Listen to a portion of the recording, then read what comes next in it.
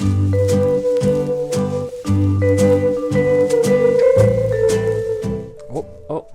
recording. Oh God.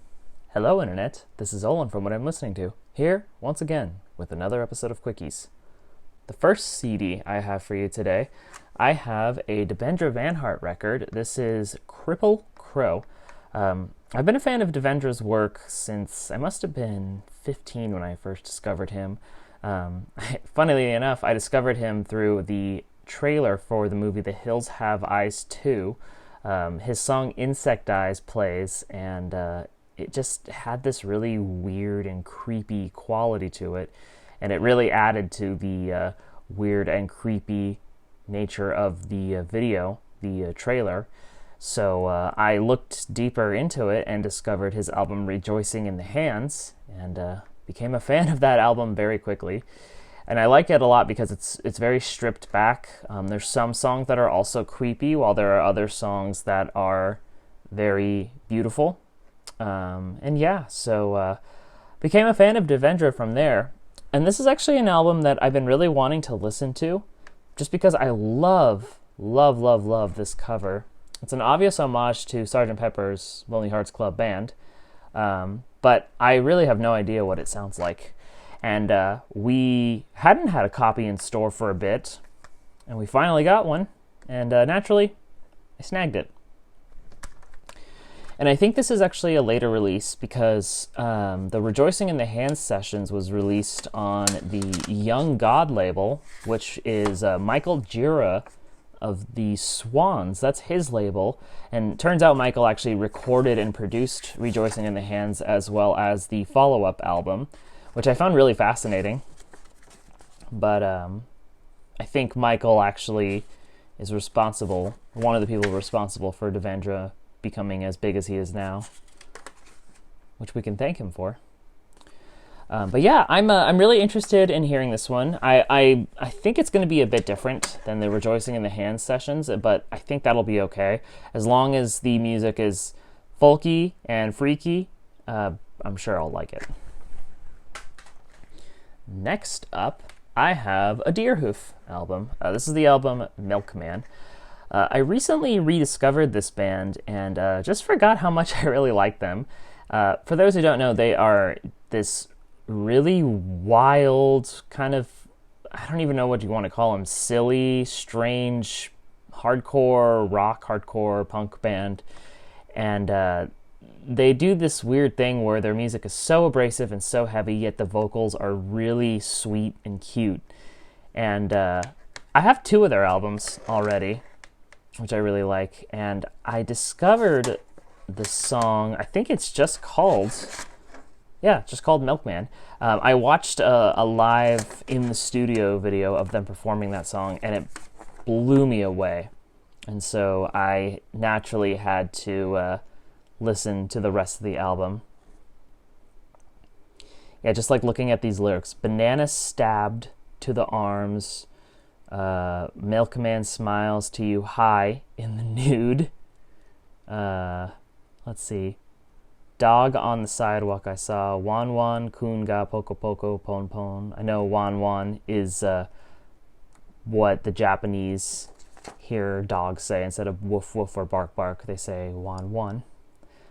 Yeah, this is just such a crazy band, and yet I love them so much. So I am very much looking forward to listening to this album. This should be super fun.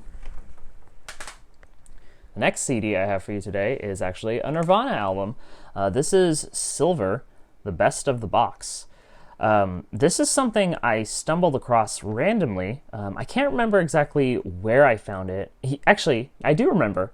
While I was filing CDs in the Cranberries section, I stumbled across this, and it was very much obviously someone stashed it there. And I saw it and had no idea it existed, but I became really fascinated with it just looking at the track list. And it's a compilation album. It's got all these old demos, rehearsal demos, live recordings, so much stuff here. And I just couldn't help myself. I had to loan this out just because I really wanted to listen to what was on here. I think some of this is a bit rough around the edges, like this Smells Like Teen Spirit boombox version, assuming he recorded it on a boombox, so it's probably going to sound really blown out and poor audio quality, but I mean, I love Nirvana, and I love just really poor quality music, so I can't imagine I'll hate this. But yeah, anyways, this is just a really cool thing that I found, and I think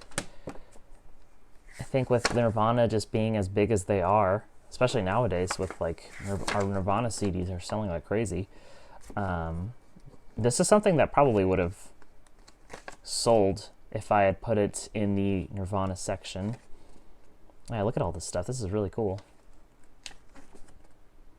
All these old pictures of Kurt. There's Dave right there. And what I like about this too is it's stuff from everything, from their entire career, from their first album all the way to their last album.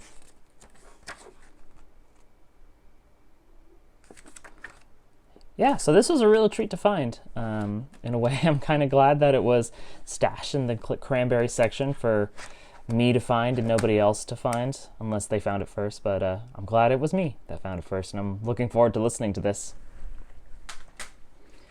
The next CDs I have, I've got a twofer here, and I might get some hate for this, but I'm ready. I have two albums by the band Angels and Airwaves. So I have most certainly mocked this band and probably spoke illy about them. But you know what? Deep down, I've actually been really, really fascinated by them because, well, first off, it's Tom DeLonge, former vocalist and guitarist of the Boxcar Racer and Blink-182. He started this project, and he basically just is doing pop rock influenced by space.